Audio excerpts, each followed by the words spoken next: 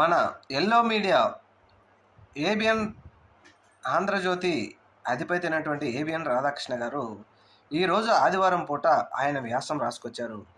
ఈ వ్యాసంలో ఏం రాస్తున్నారంటే ఆయన జగన్మోహన్ రెడ్డి లిక్కర్ మాఫియా మొత్తం చేశాడు. దీనిని ఒక ప్రణాళికాబద్ధంగా చంద్రబాబు నాయుడు గారు దీనిని ఏ విధంగా ప్రజల్లోకి తీసుకెళ్ళాలి, లేదంటే దేశం మొత్తం తెలిసే విధంగా చంద్రబాబు నాయుడు గారు తెలియజేయాలి అని చెప్తున్నారు. అసలు లిక్కర్ మాఫియా అనేది ఎవరు చేస్తున్నారో మరి రాధాకృష్ణ గారికి గుర్తులేనట్టుంది.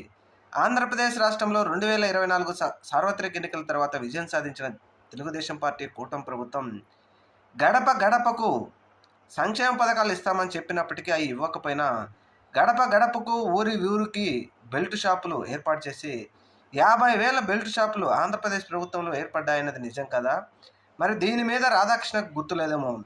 సాక్షాత్తు హోమ్ మినిస్టర్ అయినటువంటి వంగల్పూడి అనిత గారి నియోజకవర్గంలో 10 నుంచి 15 లక్షలు 20 లక్షల బెల్ట్ షాపులు పెట్టుకోవడానికి ఊర్లలో పాటలు పాడుతున్నారంటే ఇటువంటివన్నీ ఆయన గుర్తు రాలేదు. కానీ జగన్మోహన్ రెడ్డి గారి మీద మాత్రం నిందలు వేయటానికి ఈ రాధాకృష్ణ గారు లేకపోతే ఎల్లో మీడియా రెడీగా ఉంటుంది.